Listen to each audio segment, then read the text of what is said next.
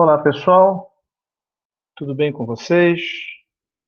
Nós vamos a mais uma aula aqui. Agora vamos falar sobre petróleo e xisto bituminoso. Eu sou o professor Alexandre Faria.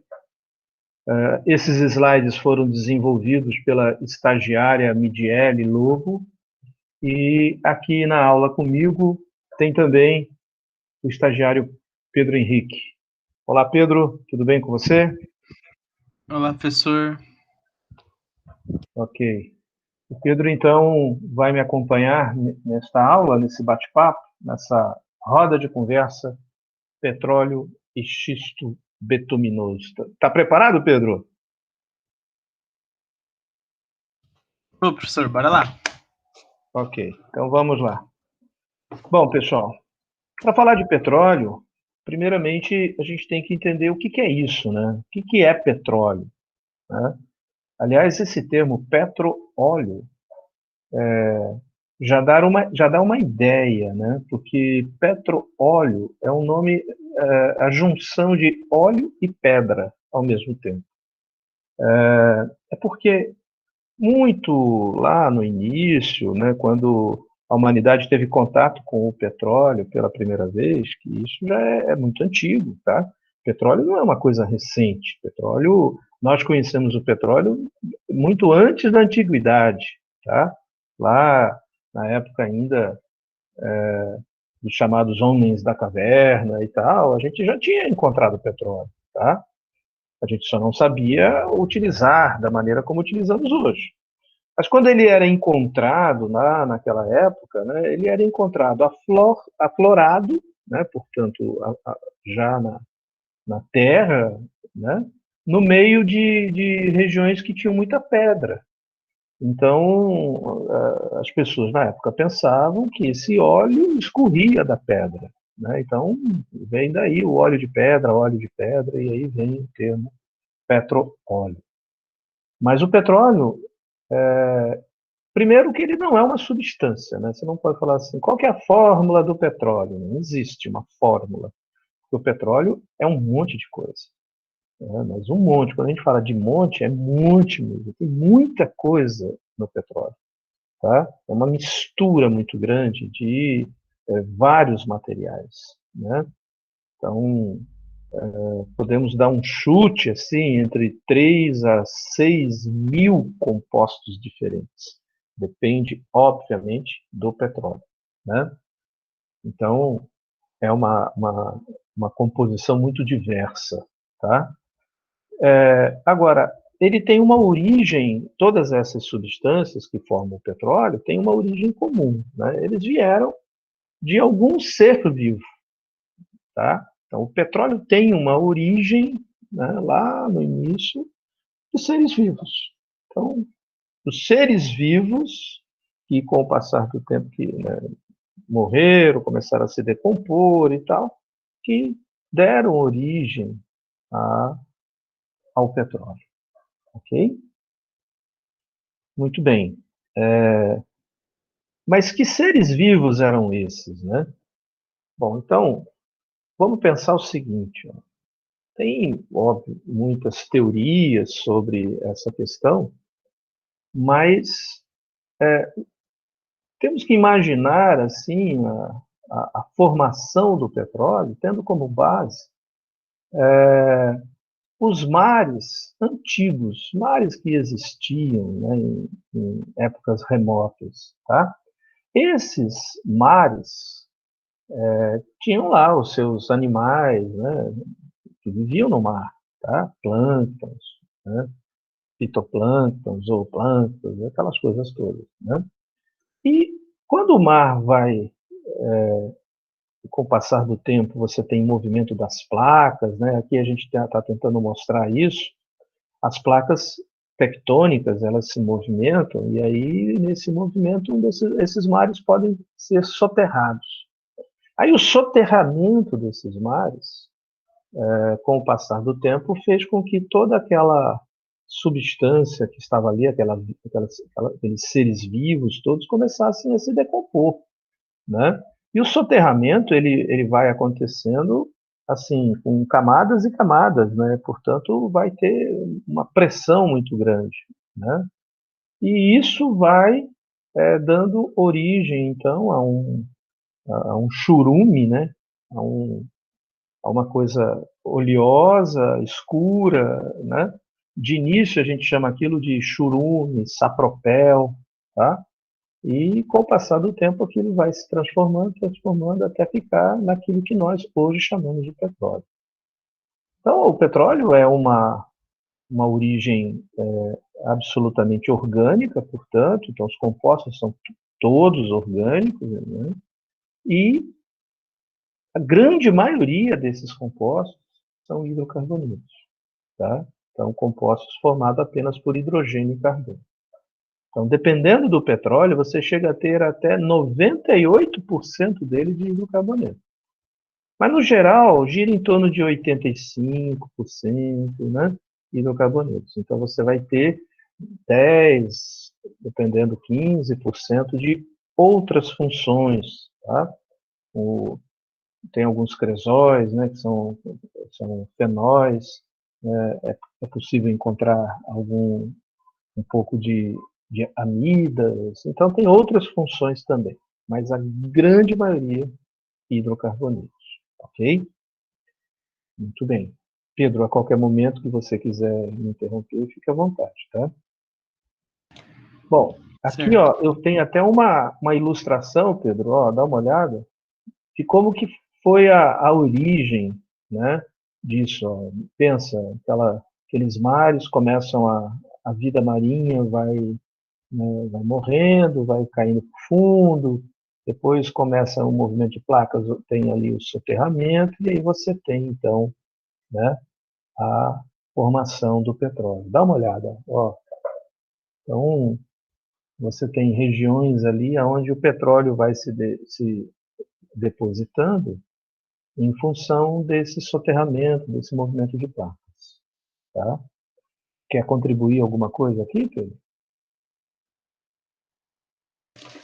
É interessante a gente ver nesse esquema, professor, que a gente já tem uma outra parte que a gente já tratou na aula passada do que o petróleo produz também. Aliás, a reação que produz o petróleo produz também. Porque a gente tem, além da formação do óleo, a formação de alguns gases. Aí esse gás ali está até destacado na parte de cima, né? Porque ele fica na parte de cima. E nas rochas porosas fica o petróleo. Isso mesmo, que fica ali isso é uma coisa interessante, né? Por exemplo, quando você fala de um pulso de petróleo, a gente acha que está o óleo lá, e na verdade não é bem assim. Na verdade, aquilo está misturado com terra, com areia, com pedras, entendeu? Por isso que a gente chama de rocha porosa. Então, esse óleo todo tá ali, tá misturado. Ele não é um buraco onde você tem só o petróleo e você tira o petróleo. Não. Na verdade, sai dali vem também muita sujeira, tá? Por isso que o processo de purificação do petróleo ele é bem intenso, né? Tem várias etapas, tá? Agora, o grande detalhe é que abaixo da onde fica o petróleo tem um tipo específico de rocha, que a gente chama de rocha impermeável, que é um tipo de rocha que não entra nada, nenhum líquido, tá? Porque é isso que permite que o petróleo se acumule. Então, se não tiver essa rocha impermeável, o petróleo começa a descer, vai descendo, vai descendo, vai descendo. Né? Vai entrando é um líquido que está escorrendo. Né? Então, é necessária a formação geológica que encontre esse tipo de rocha, que é uma maneira, inclusive, da gente identificar se determinada região pode ou não conter petróleo. E não dá para a gente ficar fazendo buraco para tentar achar petróleo. Né? O planeta é muito grande, aí você vai esburacando o planeta todo atrás de petróleo. Primeiro você precisa ter uma região que possa ter condições. Né? Então, uma das primeiras coisas que se procura é essa formação geológica, formação rochosa, né, que impeça a passagem aí de água e de outros líquidos, no caso do petróleo. Essa parte onde a gente estuda os terrenos aí, terrenos não, né, que a gente está falando mais debaixo da terra. As formações geológicas para ver onde que é mais propício a ter a formação do petróleo, a gente chama de prospecção, né, professor?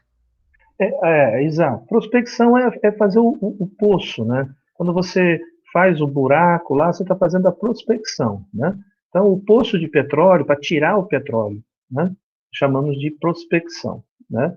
Então, e esse estudo todo, né, que envolve a ir atrás, né? Imagina a quantidade de pessoas, cientistas, de engenheiros, de técnicos, né, que nós não precisamos para poder chegar à conclusão de que em determinado local existe o petróleo. Né? Como, por exemplo, como que nós conseguimos encontrar petróleo a mais de 7.000 metros de profundidade, né, dentro do oceano, porque o petróleo brasileiro, a grande parte está no oceano, né, nós vamos ver ao longo aqui dos nossos slides, nós vamos ver sobre isso, e, ao mesmo tempo, tudo isso estaria escondido, né, a 7.000 metros de profundidade. Como é que nós encontramos isso, cara? Nós encontramos porque temos técnicos muito bem formados por universidades brasileiras, né, que conseguem encontrar isso para nós, né? Então, e esse estudo, né, a geologia, né, que é feita, esse estudo todo que é feito, foi feito e foi desenvolvido todo ele aqui no Brasil. Né? Está aqui a maneira como a gente faz a extração, portanto. Né? Então, aqui tem uma perfuração, né? E quantos metros que a gente consegue perfurar, tá? Então, nós temos aqui uma torre onde está mostrando onde fica o petróleo, a região onde você encontra o petróleo, mas sempre lembrando que o petróleo ele não é um poço onde você encontra ele tudo juntinho, né? Na verdade, ele está ali numa rocha, né? E também tem aqui uma plataforma marítima, né? Que no Brasil a grande parte do petróleo é por plataformas como essa que estão aí. A gente vai até mostrar algumas dessas plataformas no nosso slide. Tá? Então, essa é a maneira como a gente extrai o petróleo, como a gente faz a prospecção. Ok. Aqui, só mais um exemplozinho, né, que a gente já tinha mostrado para você, do petróleo e da forma como ele é formado. Observe que ele está escorrendo, né? Ele vai para uma determinada região e conforme vai ocorrendo o movimento das placas, né? As placas vão se movimentando, ele sai de um lugar, vai para outro, porque devido a esse movimento de placas. Né? Muito bem. E, com certeza, muitos de vocês já devem ter ouvido falar no tal do pré-sal. Né? E aí a gente trouxe aqui um pouquinho sobre o pré-sal, porque é uma reserva muito grande que o Brasil encontrou, né, que está entre 5 e 7 mil metros de profundidade, e nós encontramos essa reserva, e isso fez, inclusive, com que o Brasil hoje se torne totalmente autossuficiente no petróleo. Né? Nós continuamos importando uma quantidade de petróleo, mas por questões mais comerciais, entendeu? E não por necessidade. A gente vai trocar isso, vai falar sobre isso também daqui a pouco, tá? Mas o pré-sal nos deu petróleo suficiente para o país não precisar importar, tá? Se nós não quisermos, né, nós não importamos mais petróleo de ninguém, tá?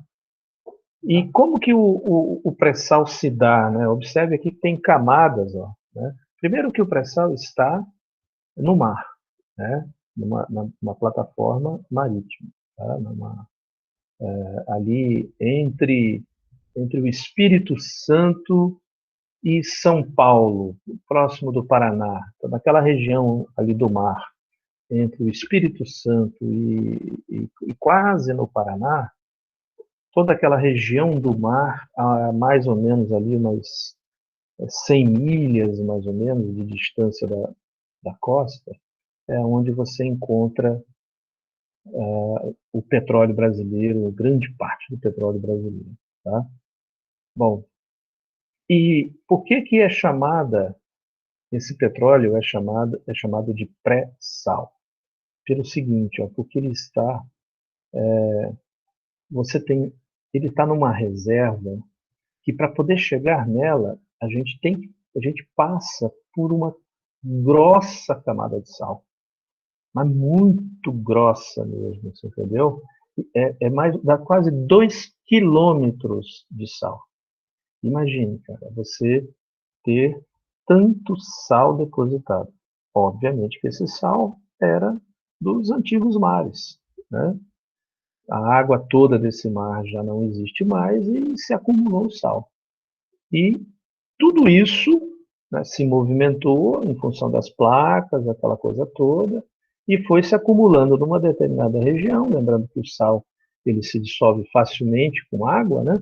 Então, conforme a água vai entrando, vai levando esse sal para um determinado lugar aonde ele não pode passar, porque a água não passa ali, né? Nós já explicamos que tem determinadas rochas que são impermeáveis. E aí aquele sal foi se acumulando, acumulando, acumulando. Então esse sal está acima do petróleo. Então você tem o petróleo, né? Então se você sair da onde está o petróleo e ir em direção à superfície, você vai encontrar, portanto, o petróleo e a camada de sal. Então, o petróleo está numa camada antes dessa camada de sal.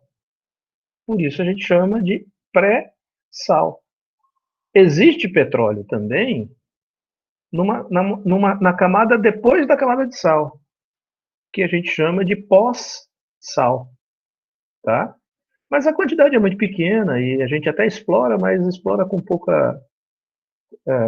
Explora pouco, porque ele não é tão viável economicamente. A gente explora mais a camada que está, né? Se nós formos da superfície em direção ao petróleo, então a gente explora depois que passa o sal. Mas geologicamente se formou primeiro aonde está o petróleo e depois se formou o sal, né? Então, geologicamente, a gente tem que vir do petróleo em direção à superfície. Por isso que a gente chama de aonde está o petróleo é antes do sal, ou seja, é pré-sal, tá certo? Por isso que se chama de pré-sal. E ele só foi formado quando ocorreu aquele grande movimento de placa que separou a América do Sul da África, né? Então, a América do Sul e a África faziam um grande continente, né? Chamado de Gondwana, né? Um grande continente. E isso depois, com o passar do tempo, então, foi se separando, e nós formamos, então, nesse movimento, vários mares foram sendo soterrados e tal. Lógico que isso levou milhões e milhões de anos para acontecer, né?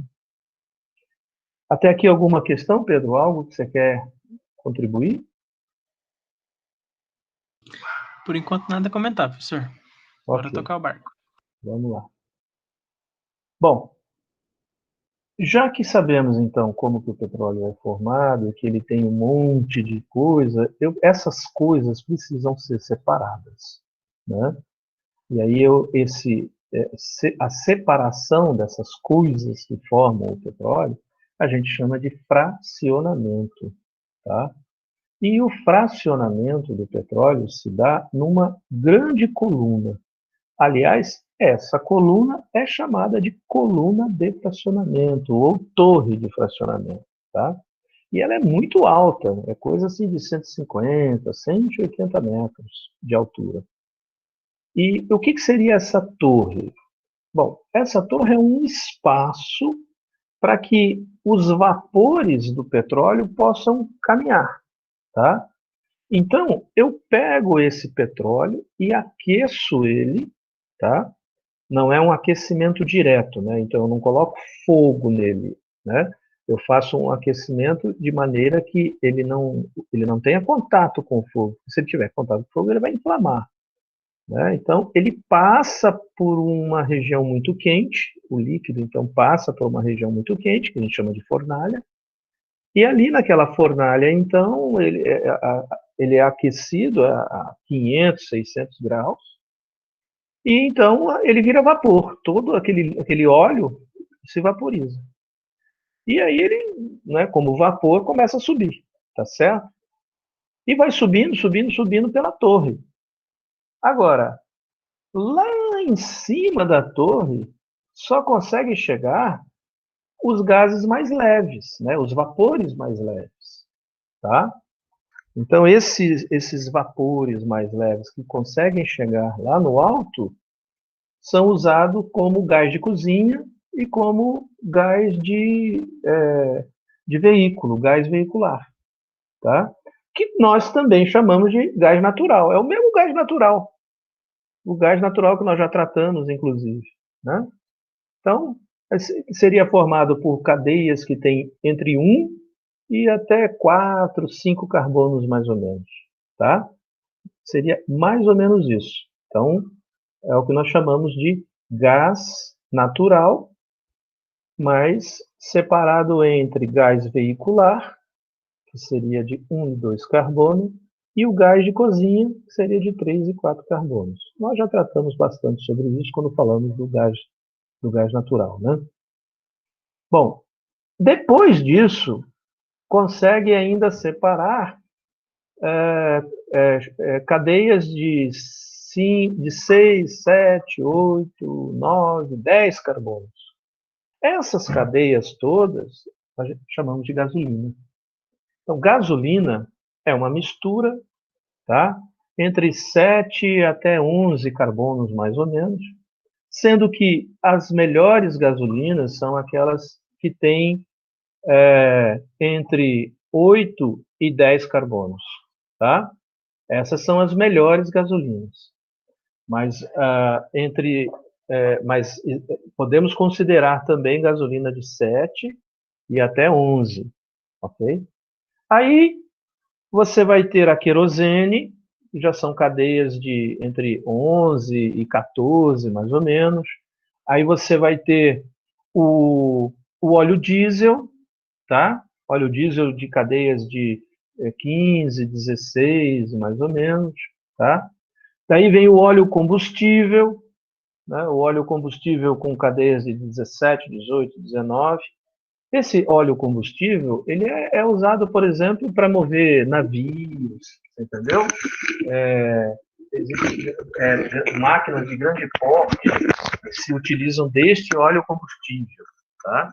Então, você vai ter máquinas pesadas que usam o óleo diesel e máquinas mais pesadas ainda que usam o óleo combustível, tá? Aí tem o óleo lubrificante, que a gente coloca no motor do carro e tal, né? E tudo isso vai aumentando a cadeia. O óleo lubrificante tem 22, 23, 25 carbonos e assim por diante. Até chegar, então, naquele resíduo, aquele piche, tá? Aquele asfalto, né? E aquilo ali, inclusive, é chamado de betume, tá? Isso aí que é o que a gente passa aí para fazer asfalto e tudo mais, com cadeias mais de 30, 33 carbonos, ok? Bom, obviamente tem inúmeros materiais que podem ser produzidos, né? Então, por exemplo, se você pegar cadeias de 5 e 6 carbonos, geralmente são essas as cadeias que são utilizadas para fabricar tinta, fabricar fibra, né, plástico, medicamentos, essas coisas. Então, são produzidas com cadeias entre 5 e 6 carbonos. Tá? E as cadeias de 6, 7, 8, 9, 10 carbonos é o que a gente queima no carro com o nome de gasolina. Cadeias de 12, 13, 14 carbono queima nos aviões, que a gente chama de querosene. Então seria isso, mais ou menos, tá? o fracionamento do petróleo e a aplicação dele, né, para onde que ele é utilizado. Contribuições, Pedro? Eu queria falar um pouquinho da parte da gasolina, né? Que nem o senhor falou, a gasolina ela pode variar entre esses números de carbonos, de 7, 8, 9, e cada gasolina ela é produzida de uma forma diferente, né? Cada empresa decide fazer de uma forma diferente, com os estudos baseados nela e tudo mais. E existe um termo chamado octanagem, que a gente utiliza na gasolina, que ele é um índice, na verdade, que quanto maior esse índice de octanagem, melhor vai ser a eficiência da gasolina em relação a outras, né? Isso porque essa octanagem ela demonstra que a gasolina tem resistência a pressões que acontecem no motor do carro.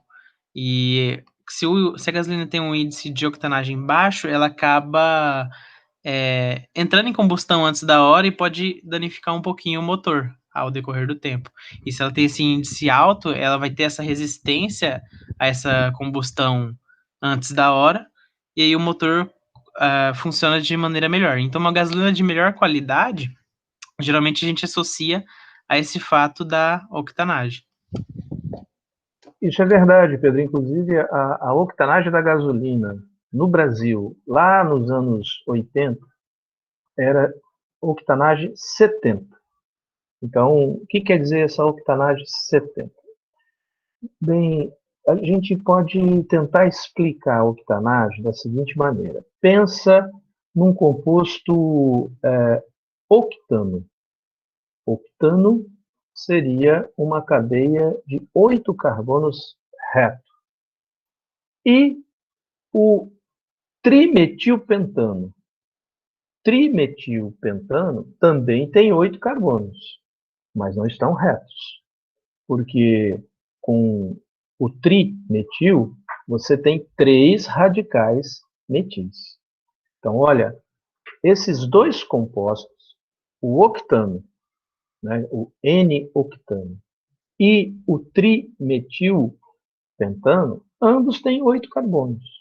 Portanto, ambos são gasolina. Agora, se você pega uma gasolina que tem só cadeia reta, cadeia normal, sem ramificações, esta gasolina é péssima. É a pior gasolina possível. Por quê? Porque a cadeia reta ela não resiste à compressão, que é essa que você comentou, Pedro. E para a gente poder ter um bom motor, precisa existir uma boa compressão da mistura da gasolina e ar dentro do motor antes de queimar. Então, antes de queimar, ele sofre uma pressão muito grande. Se não resiste, ele explode. E as cadeias normais não resistem. Então, essas cadeias normais não servem. Então, o que a gente tem que fazer? A gente tem que pegar a gasolina, tirar as cadeias normais e procurar deixar só as cadeias ramificadas. A Petrobras, ela não faz isso. A Petrobras, ela só simplesmente separa e entrega a gasolina para as distribuidoras. E lá vai uma mistura com todo tipo de gasolina. As distribuidoras que dão um tratamento ali na gasolina, né? Então, aqui no Brasil, nós temos o posto Ipiranga, né? O posto Texaco, quer dizer, os diferentes, né, postos de gasolina. Então, cada um vai fazer um tratamento diferente na sua gasolina para melhorar esse problema das cadeias normais.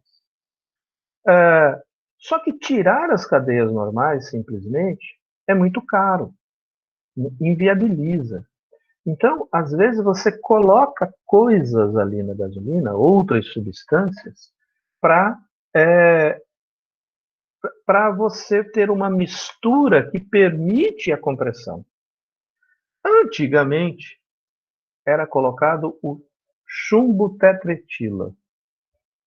Chumbo tetraetila era um composto que você colocava na gasolina para que ela possa resistir à compressão. Ou seja, para aumentar a octanagem dela. E é esse tipo de gasolina que nós tínhamos no Brasil lá final dos anos 70, início dos anos 80, que tinha uma octanagem 70.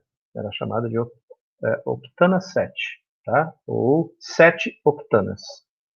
Bem, dois problemas aí. Um, porque você está colocando chumbo, que é um metal pesado e causa inúmeros danos, tanto no ambiente quanto no motor do carro.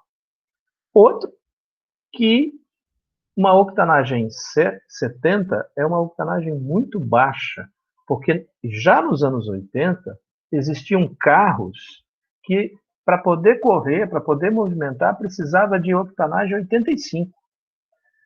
É por isso que no Brasil não existiam carros de muita qualidade nos anos 80.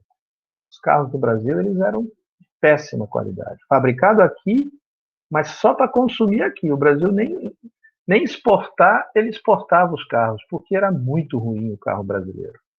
Mas só existiam dentro do país 4 montadoras. Né? Só existia Volkswagen, Fiat, Ford e Chevrolet. Só essas 4. Então, elas não se preocupavam em melhorar os carros, tá certo? Porque o Brasil não permitia que outras viessem.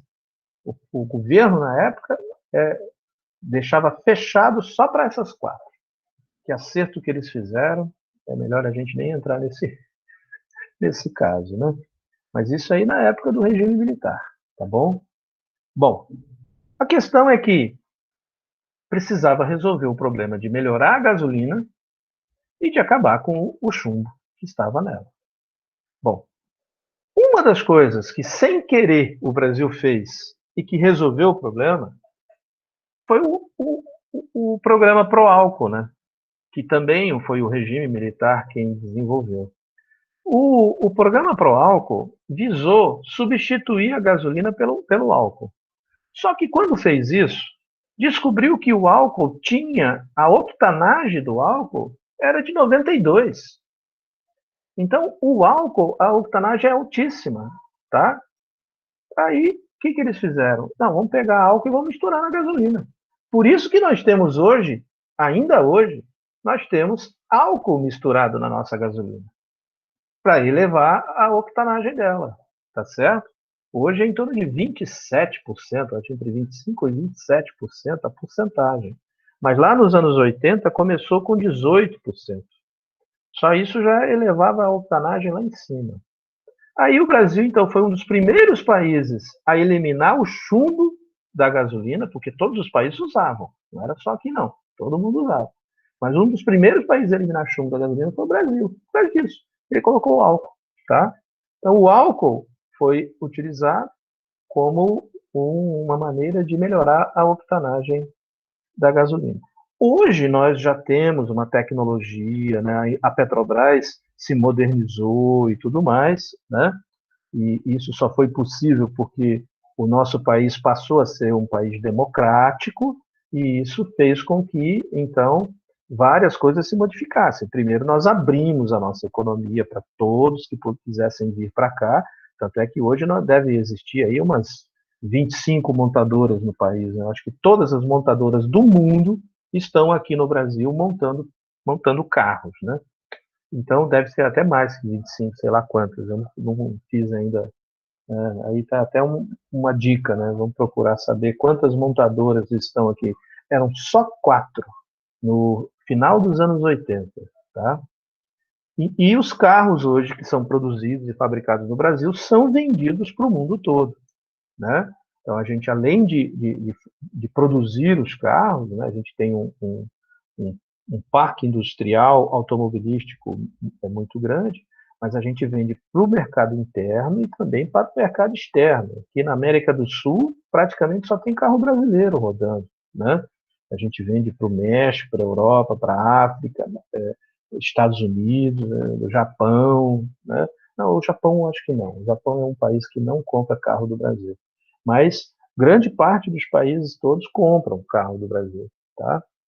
E porque os nossos carros se melhoraram o motor, principalmente, e a gasolina no país também se melhorou. Tá? Hoje, a gasolina vendida no Brasil, que é gasolina comum, tem uma octanagem em torno de 82, 85, mais ou menos. A aditivada, ela tem uma octanagem um pouquinho maior, né? Mas ela é aditivada não é para ter uma melhor octanagem, sim para poder limpar melhor os resíduos, tá? É como se nessa gasolina fosse colocado um detergentezinho que assim que queima, limpa, né? Para não ficar aquela sujeira. Então, isso que é o aditivo, tá bom?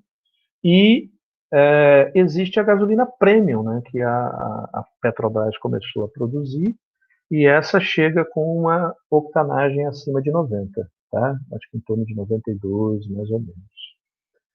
Falei bastante. Pedro, você quer contribuir alguma coisa aí sobre essa questão ainda? Não, bora passar para o próximo tópico. Ok. Bom, aqui, aquilo que eu já comentei, né, no fracionamento, ó, cada um dos compostos aqui, ó, pelo número de carbonos, tá?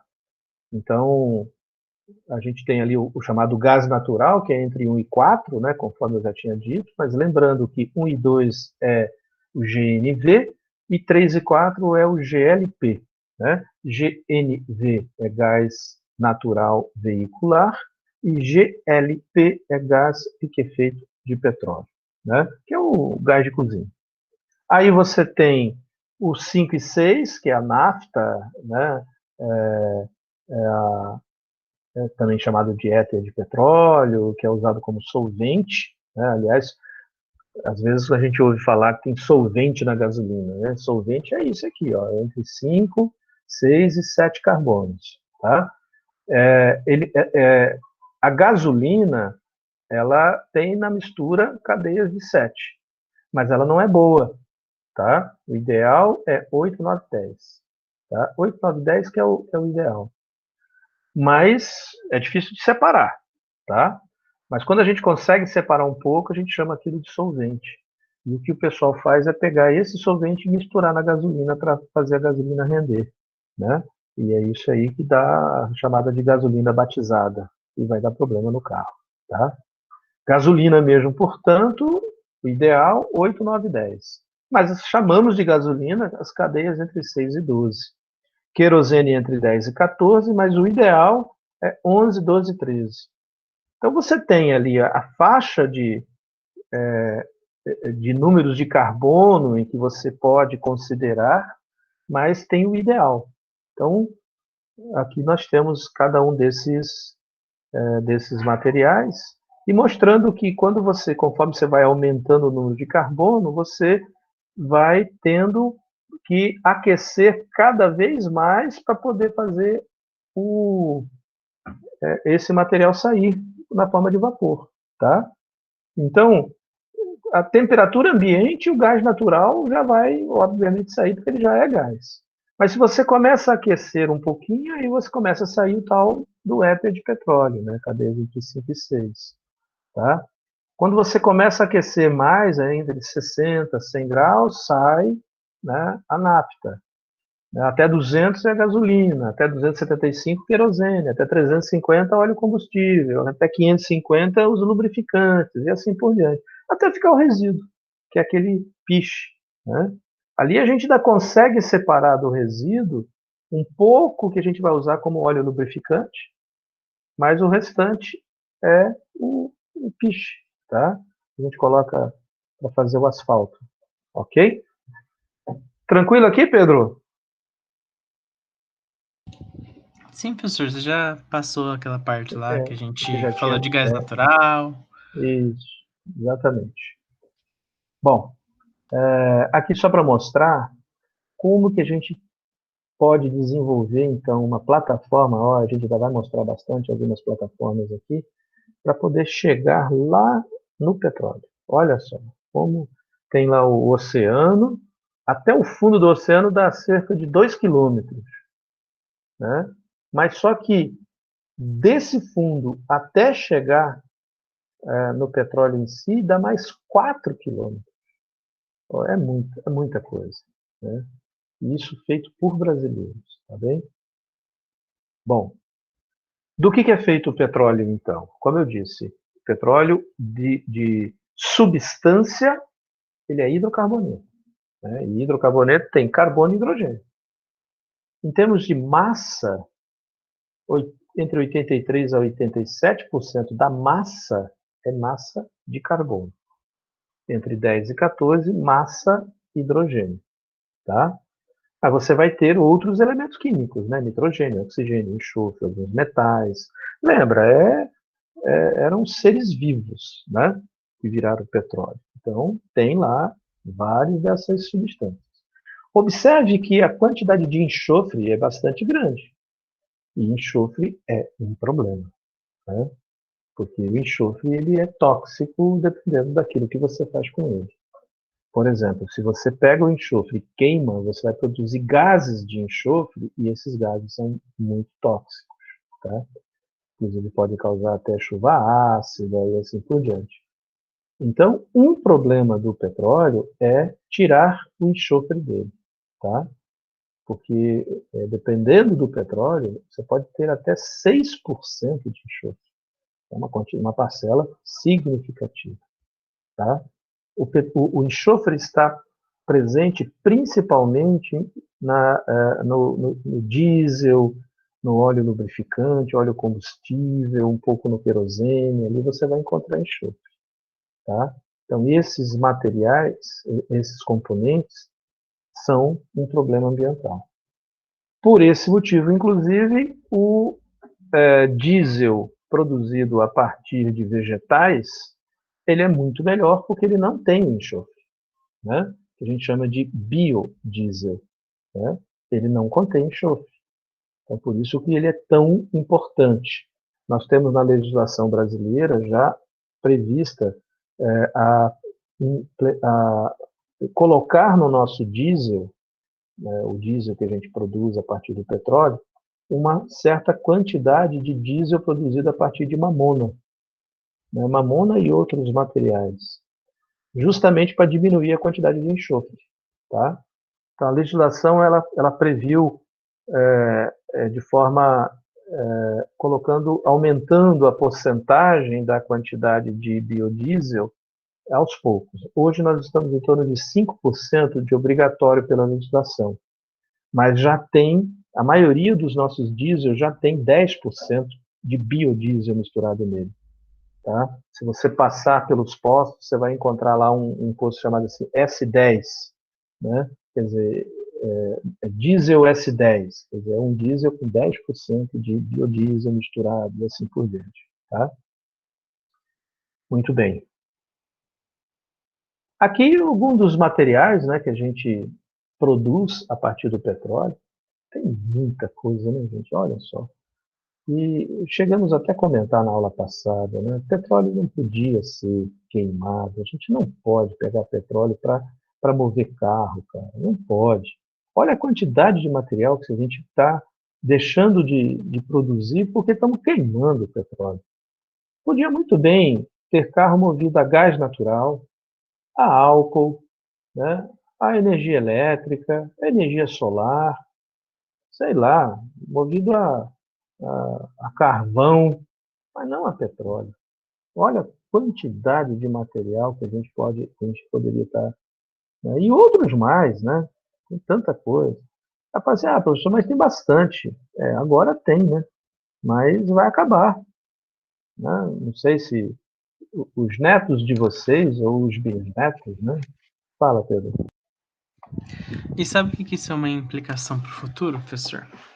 É que é o seguinte, vai uma hora ou outra, não sabemos até quando a humanidade vai, né? Mas se durar muito, vai acabar o petróleo, a gente não vai ter como produzir esses itens, e além dos... Eu não fico tão preocupado dos combustíveis, porque a gente está desenvolvendo bastante métodos alternativos, como por exemplo energia elétrica, estão sendo estudados alguns carros movidos a gás hidrogênio também, dentre outros. O combustível vai ficar ok.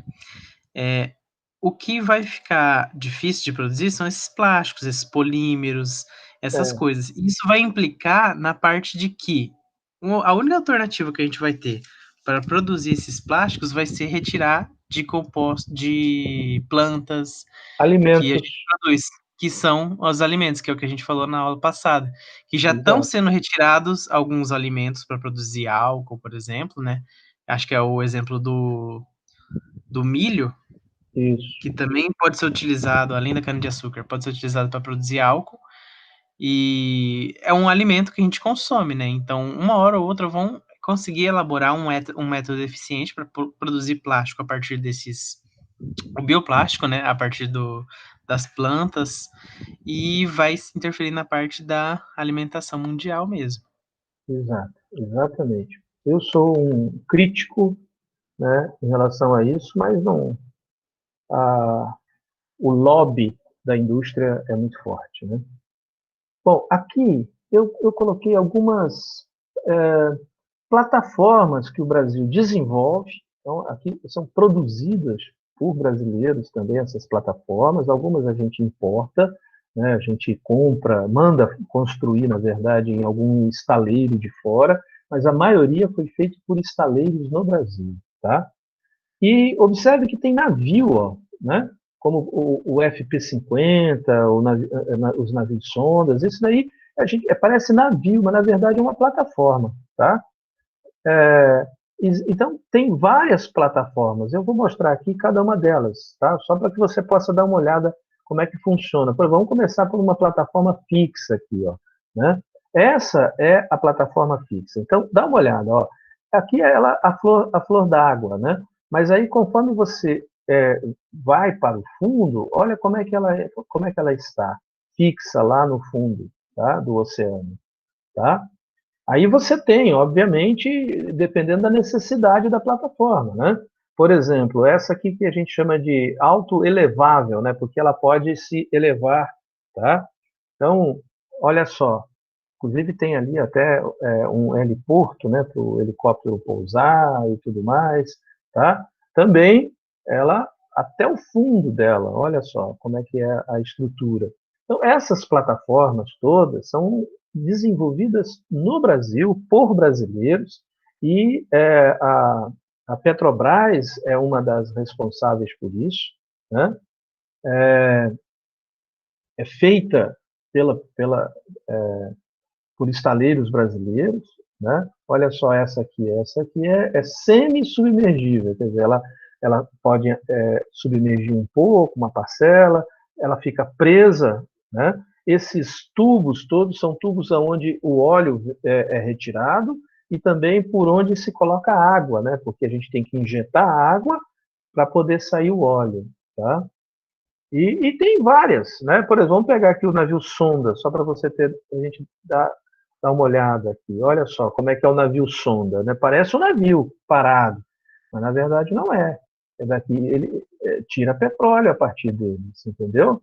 Então, olha só como é que fica a estrutura. Então, tem vários, tá? Esse aqui, ó, que é muito comum. Então, tem vários, esse FPSO, né, ou também chamado de FP-50, tá? E dá uma olhada, ó, ele fica amarrado lá no fundo, fica preso lá no fundo, tá?